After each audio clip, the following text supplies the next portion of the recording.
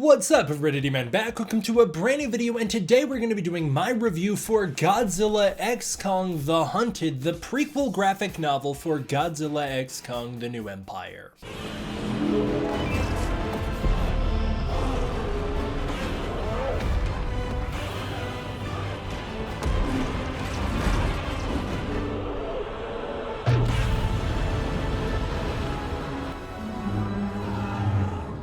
Now I've reviewed all of the MonsterVerse entries, although I will say my reviews of most of the MonsterVerse is so old that they don't actually really necessarily reflect my current views, so I should probably re-review them at some point soon. But for now, let's finish off with Godzilla X Kong The Hunted, the newest prequel comic released by Legendary Comics in anticipation for Godzilla X Kong The New Empire. This one's supposed to set up the movie directly. It's actually the first direct setup for the movie specifically, like it's the first one that specifically ties into the narrative of the movie directly. And check it out, I gotta read it with the new Godzilla bookmark. It's cool that they fit them all on there. That bad boy is from Cavity Colors. Not a sponsor. I wish they were though. I like that no matter how you flip the cover, it always works. Here's Godzilla's side, here's Kong's side, there's Kong's side, there's Godzilla's side. It just always works. So this was written by Brian Buccellato, didn't say your name right, with art by Dario Formasani, Drew Edward Johnson, and Zid. Zid's return makes this artwork feel mostly consistent with comics like The Birth of Kong and Kingdom Kong, and this story does feel the most like a true extended chapter of the MonsterVerse after those two comics. This is also the first MonsterVerse comic to combine both a Godzilla and a Kong story in the same comic. And it is all combined in a story that just simply doesn't hold up upon repeat readings. Such a shame. There are two simple words that you can ask that basically unravel this entire comic. Why and how? Which is a real shame, because I really did like this one quite a lot when I first read it. To explain what I mean by that, we have to first jump into the story itself. What is the story of this comic? Telling two different narratives, one for King Kong and the other for Godzilla, that both start out intertwined and actually separate onto their own separate plots as they go on, which is a really neat spin on the traditional Godzilla Kong stories, which typically start separate and then come together. We begin with the King of the Hollow Earth. Kong goes about his daily routine and is attacked by a spine prowler. Kong easily defeats the smaller kaiju, sending it running, and then it runs right into a trap. I'm not sure how Kong doesn't hear it run into the trap. It gets electrified, tranquilized, and passes out without Kong knowing, even though Kong's standing like feet away. For Kong being the supposed king of the Hollow Earth, he really doesn't know what's going on in the Hollow Earth very well. To his credit, he's still new here. Unlike when he was on Skull Island, this is a much bigger terrain, so it's harder for him to know what's going on everywhere at once, and he doesn't have that world connection that Godzilla has that gives Godzilla the plot armor to do anything he wants and know everything all of the time, which is really lazy. If Godzilla was really in tune with the entire planet and Hollow Earth at the same time, like the new novelization implies, how did Godzilla not know the Mutos were gonna wake up? Why is Godzilla always late to the party? The boy is always tardy to the party. Even in this comic, he's gonna be late every single time Scylla shows up. If Godzilla was really fully aware of everything happening on Earth and Hollow Earth simultaneously, dude would never be late. He'd show up before any event got out of hand. Glad this comic doesn't really touch on that side of Godzilla though. I really can't stand the like, Godzilla does everything at once aspect of some of these, or like the Godzilla cannot be beaten in a fight. It makes Godzilla the least interesting character to ever exist. I do like this comic's portrayal of Godzilla quite a lot. So Godzilla goes on the move, jets mobilize into position. Bernie Hayes somehow has that Godzilla ability to know everything that's going on because he covers the events on his podcast in real time, getting accurate info from some unknown source. Godzilla responds to a beacon at an oil rig, turns out that's what he's after, appearing and destroying the oil rig. It's been abandoned for a couple years, so no one's hurt. The US military watches but does not engage, having learned their lesson from Pensacola, Florida, that sometimes Godzilla knows what's up before they do. Turns out this was a decoy set up by Raymond Martin. Love the name Raymond Martin, obviously referencing Raymond Burr's character Steve Martin from Godzilla King of the Monsters 1956. That's wonderful. Martin is a big game hunter, the biggest game hunter and architect. What a weird combo of jobs. He's working for AM Construction, which is the construction company partnered with Monarch to build the Hollow Earth facilities. He uses the construction company as a front to fund his hunts. In his collection, we find out that he's been hunting things on Skull Island for a long time, building up his arsenal and his skills. We see leaf wings, a spore mantis, psycho vulture, a mother longlegs, skyer buffalo, death jackal, magma turtle, hellhawk, and skullcrawler eggs. Those seem to be the specific ones from Godzilla vs. Kong, so it seems like he just got those from Apex. They're literally on the same pedestals. Alerted to a disturbance that turns out to be nothing, Kong leaps into action, gliding through the Hollow Earth anti-gravity field with his axe. That is so wonderful. Such a wonderful continuation of Kong's journey in Hollow Earth. The visuals are downright downright beautiful. I really love this. I wish we got more stuff like this in the movie. He investigates a cave where he finds the cave paintings from the Call of Duty Godzilla vs. Kong crossover, which is pretty lazy. Kong then takes special note of a painting depicting Godzilla fighting Shimo. I'm so sick of the paintings in the MonsterVerse, always paintings, always the same beat used over and over again. Of course Kong finds one of Godzilla fighting Shimo right before he meets Shimo. So silly. The reason it doesn't look like the others is because it was found in a different location in the Call of Duty crossover, but here they just kept it the same? Oh, lazy. Martin is ready for his next challenge, using a mech he's built called the Titan Hunter, not a very creative name, to battle the spine prowler he captured to the death. To make sure Godzilla doesn't intercept them and stop them, they have created decoy radiation bursts that Godzilla is responding to, similar to Monarch Legacy of Monsters. The first of which was successfully tested on that oil rig. They activate their new one and Godzilla responds to it, with Bernie covering the incident live, once again knowing exactly what's happening in real time. Turns out Godzilla's not the only one responding, as Scylla appears, surfacing in search of food. Martin activates his mech and battles the spine prowler to the death very easily. The thing doesn't put up a great fight. He's then alerted about Scylla, who appears off the coast of India and attacks a nuclear power plant that they detonated their decoy charge near. Mistaking the decoy charge for an actual meltdown, Scylla appears, battling the military, and then attacks the power plant, releasing tons of radiation into the atmosphere that she soaks up through a mist-like substance that she's able to release and then reabsorb. That's how she eats. Martin remembers back to 2014, his origin story, when his family was touring a new building he designed, completely unaware of the Mutos and Godzilla heading for the city for some reason. I don't know how they didn't get the alert on that. Everybody knew Godzilla was headed that way. The building is then attacked by the female Muto, now drawn to resemble Barb from King of the Monsters, where Martin's family is killed and his arm is severed. This is his origin story for why he hates the monsters. Martin follows the news, as does Bernie, who is able to report on the incidents as they happen in real time, as Godzilla appears to investigate the power plant's remains. Over the next week, Scylla continues her hunger rampage, first attacking a processing plant in the UK, then eating a bunch of hidden nukes in a military base in Italy. All the while, Godzilla is tracing behind the event, only to show up just after the devastation has occurred. Bernie theorizes Scylla's eating the nuclear materials in preparation to lay eggs or reproduce. His sub-theory is that she's trying to power up to take down Godzilla. Godzilla then appears off the coast of Italy, where he seemingly does nothing because he'll later reappear off the coast of Italy a second time when Scylla starts her rampage. With Godzilla distracted, Martin launches his heave into Hollow Earth, where his company has been operating, building facilities for Monarch, and he's used this as a cover recently to transport materials and his mech to Hollow Earth for his hunt. Now this is where the two stories officially diverge, and they won't rejoin again, so for simplicity's sake, I'm gonna cover them one at a time. Starting out with the Godzilla storyline, Scylla, Godzilla, and Bernie don't really have much more to do for the rest of this comic. In Rome, Scylla appears and begins an unexplained rampage, the only one in the comic that isn't motivated by food. If you're wondering what's up with that, go check out my video breaking down why Godzilla has to kill Scylla in the new movie. Bernie fears that the Eternal City will be leveled in the chaos until Godzilla appears off the coast, enraged, trampling his way to Scylla, where he roars at her and then charges, leading directly into Godzilla X Kong: The New Empire. In fact, this is specifically the end of this story. It even ends on this cliffhanger, to be continued in Godzilla X Kong. Boy, you guys, I sure hope this is a satisfying fight that does Scylla justice and doesn't happen in basically a montage at the start of the film that completely ignores the events of this comic and fudges the timeline with the Titan Hunter by presenting a scene of Kong doing something entirely different during the events leading up right before this happens. Kong's up to completely different business. I hope the film directly addresses the fact that while this was going on, Kong was fighting the Titan Hunter mech. I'm sure it will,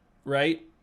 Back in Hollow Earth, the hunt begins. Mostly off-screen, Martin uses the Titan Hunter to kill a small warbat, and then a mega massive, or maybe just slightly larger than normal Skur Buffalo, kind of changes on size every single panel. This chaos catches the attention of a very hungry Kong, who is busy eating some sort of green tentacles on a mountain that looks almost like the one he lives in Godzilla X Kong, but not quite. They almost got it though. Martin starts to track down a giant feline that he hasn't seen before. He's never seen these tracks before, and it turns out this is a freshly discovered species that Monarch has only just encountered. It is a brand new titan no one's really all that aware of, and this is the first time Martin's learning about it. It's called a spine prowler. You see the issue there? Martin follows its tracks until he finds two baby spine prowlers playing. He attempts to kill them but is attacked by their mother. During their fight, Kong appears at Martin's Hollow Earth base camp, where he strikes a strongman and destroys their camp. Whoa, that's a crazy pose. The Titan Hunter then gets super lucky as the spine prowler impales itself on his back back claw. He has this big back claw attached to the mech. It impales itself and dies. It's pretty convenient for him. Martin then goes in for the kill on the babies, only for Kong to spawn in front of him. Despite being the size of the much smaller spine prowler, the Titan Hunter mech is now the size of Kong himself, with Martin squaring off against the 8th wonder of the world. Despite getting the first hit in, Kong is able to easily overpower and outmaneuver the mech, with Martin only getting one more sucker punch in before Kong suplexes the mech off a cliff, catching it right as it falls in order to examine it. Determining that it's really not worth saving, Kong drops the mech off the cliff and watches it explode. Maybe he realizes it's not actually alive, it's a robot. The baby spine prowlers then go to investigate, where they find Martin surviving in the wreckage, and then they kill him off. They eat him, I think. Kong then heads off for his next adventure. I don't know what he's up to. Is he about to go do his big hunt with the wart dogs? Is that where he's gonna lead into GXK? Because that should have already happened by the time Godzilla starts to wake up to fight Scylla. At first, I really liked it, but it gets worse the more you read it. It really is an alright read. Even with that though, it truly is a decent storyline. It really starts to crumble when you start to think about it a lot. Initially, I really loved this comic. It started out as one of my favorites in the MonsterVerse, but the longer it sat with me, kind of the worse it got, which was quite unfortunate. The story is really thin, and the holes that exist in it appear with even the smallest of pokes. Watch this. We're just gonna ask a couple questions that's going to completely dismantle this entire comic. What exactly is Martin's motivation? Is he a big game hunter, or is he trying to get revenge on the monsters for killing his family? If he hates the Titans so much, why does he think the Titan Hunter mech would be able to kill somebody like Godzilla? Certainly, why would he think that would defend him against Demuto, which could shut that thing down with a single EMP? Or is that his motivation? It's not like he's planning on working his way up to a bigger fight. He doesn't seem to anyways. There's no moment in this comic book where he says his ultimate goal is to kill Godzilla and Kong and rid the world of the Titans. He just simply doesn't like any of the Titans and then wants to go big game hunting. How is Bernie able to get accurate real-time info on what's going on with Godzilla as if he's watching it in the moment? And who is Bernie's mysterious source? He sets it up in the first act and then we never learn in this comic book. What is Bernie's real purpose in this comic other than to give exposition, as he really doesn't do anything at all? How did Martin go on a huge killing spree on Skull Island without Monarch noticing? Why does Kong investigate that cave? It turns out nothing was in it. Why does the Shimo drawing look different than all of the others? How was Martin able to build a mech so fast when it took Apex an entire decade, and even then they couldn't get the thing up and running without the neural link with Ghidorah's skull and Hollow Earth energy? How is Martin's mech as powerful as it is? Why does Godzilla show up in Italy while tracking Scylla, only to then go back into the ocean and fall asleep until Scylla starts her rampage in Rome? Why does the Titan Hunter's arm look like that in this panel? How big is literally anything in this comic? One of the biggest issues in this comic is his lack of consistency with scale. Warbats appearing smaller than they should, Skur Buffaloes appearing enormous and then really small the next panel, the Titan Hunter growing in size from panel to panel, and Godzilla shrinking at times. Why offer two separate and equally likely theories as to what Scylla's motivations are rather than just giving us a straight up answer? Again, if you want to know what Scylla's up to, go check out my video on why Godzilla had to kill Scylla, in which I give a pretty clear answer on that. Why devote the page time to these random workers complaining about how unfair the hunt is if these characters are never named and this never goes anywhere? Why does Martin get so excited about discovering a spine prowler track? Why does the comic treat it like this is a brand new Titan we're about to discover for the first time, when we literally start the comic with Kong and Martin fighting the same spine prowler earlier? Martin has already encountered and killed a spine prowler, only to then encounter a second spine prowler and treat it like it's a brand new thing that nobody's ever seen before. What is up with that? Why do we break the 180 so often? Why does Martin think he stands a better shot of taking down Kong than Mechagodzilla? Needless to say, there are a few missteps in this comic. Bernie keeping up with the Titans' activities in real time, Martin's lousy motivations, and the horrible sense of scale are all some of those issues, but there are also a lot of smaller things, like repetitive dialogue and situations that are borrowed from the New Empire. The MonsterVerse has a trend to do this. It actually started in the Godzilla King of the Monsters novelization, where certain characters would repeat dialogue that later on different characters would say. The entire interaction of somebody saying "myth is our compass" in Chinese, somebody else saying "how's that," which is a very specific way to word that question, and then the person repeating "myth is our compass" in English is borrowed twice in Godzilla King of the Monsters novelization. Things like that continued in the Godzilla vs. Kong novelization, which was equally baffling. It appears all throughout these Godzilla Kong comic books, and now is a continued issue here. Using phrases like they're preparing for World War III, Kong doing a suplex, I guess it was Godzilla in the movie, and then Kong catching the mech from falling off the cliff the same exact way he does to the ape in the New Empire. It's all just repeated scenarios and dialogue that will be recovered in the next film. That's not to say this entire comic is bad though. Well, Bernie's story is a little underwhelming and head-scratching, and I honestly think you could just completely remove him from the the Godzilla plot and it would play just fine as is. Martin's story is pretty decent on paper. I dislike a man being able to build his own mech even if it's funded by a construction company, but the story is at least well handled. The kaiju story is really what shines here. Scylla is fantastic, it's really great to see her return, her hunger rampage is really exciting. Godzilla's back to being the king of the monsters iteration of the character, which is just how I like him. He doesn't feel like overly aggressive like he does in the New Empire. The Hollow Earth Titans are all really awesome. It's cool to see some cameos even if they're all mostly dead like the Warbats, but even the new Titans are cool, like the Spine Prowlers are pretty neat. As for the Titan Hunter himself, he's pretty dang lame. I don't like the design, I don't like how big it is, I don't like how fast it is, I really don't like how powerful it is, and I don't like that some random dude could build it. Unless it was built specifically from the remains of Mechagodzilla, I'm not into it. And then there's Kong, who's actually really wonderful in this comic. He's awesome. It's great to see Kong living his day-to-day life as the king of the Hollow Earth. It's really neat. He truly does feel like Godzilla's counterpart in the Hollow Earth. It's really awesome. It makes the two feel like two sides of the same coin. And just like in the film, it emphasizes here how much more kind-hearted and caring Kong is than Godzilla. Overall, I still do think this is one of the better MonsterVerse comics. Originally, it ranked as my number 2 right after the birth of Kong upon my first reading, but after some rereadings, I'm going to place it way lower. I place it right alongside Godzilla Aftershock, although that might change if I revisit Godzilla Aftershock. It's under the birth of Kong and under Kingdom Kong, and right alongside Aftershock for me. I think it's a well-executed story with pretty bad writing, unfortunately. The art is some of the best of the expanded MonsterVerse, but it's not as good as the rest of Zid's work. I don't really know what's up with that. It's kind of hard to tell who has done what on this comic. It's cool that they've got different artists collaborating here, especially getting Johnson and Zid back together, considering the two of them handled Godzilla and Kong separately throughout the MonsterVerse so far, so blending their two styles here is a neat idea, but the sense of scale with the Titans is all over the place, some appearing enormous and then small from page to page. And it's also clear sometimes, I don't like to use this word, but it's very clear a lot of images in this comic were traced either from other comics, the MonsterVerse films, or just straight up random things, resulting in Kong looking super off model for some of these shots. There's no way some of these panels were created just off the dome without being traced off probably a human. Sometimes it's clear they've taken inspiration from one of the films and changed the shots up, unlike what we saw in the previous Godzilla comics where images were traced panel after panel, such as this image of Godzilla. The image of Godzilla rising out of the water in 2014 is reused so often in the Johnson comic books is actually a big meme within the fan base. This comic reuses that same image, but they've actually taken the time to make it different here. I like that they've taken inspo from that and then gone their own way with it. It feels a lot less lazy and makes Godzilla feel like he has more characterization. The harsh lines seen in this comic don't mesh as well with Zid's hyper-realistic style and soft lines seen throughout his other work, but the coloring, paneling, imagery, and landscapes are all very Zid, and that's to say very on point and very good. Zid truly is a wonderful artist. It was really nice to see one of these comics make a genuine attempt to tie directly into the film, but unfortunately the timeline is a little whack here, with the film still not directly acknowledging the events of this comic, and things like Kong's actions either fighting the Titan mech or going on his big wart dog hunt not lining up at all. This is a mostly good time, and I wish it was a little more relevant to the films, but I'd still give it a 7.5 out of 10, especially if you read it once and then don't think too much about it. It really is a good comic. Have you read Godzilla X Kong the Hunted? If so, let me know down below. What did you think of it? As always, I want to give a huge thank you to my patrons over on Patreon. If you want to check out the Patreon, you can use the link in the description below, baby, where you can get early access to content, access to the Discord community, and more. Thank you all for watching. I hope you enjoyed. I will see you guys next time for the next one. D-Man out.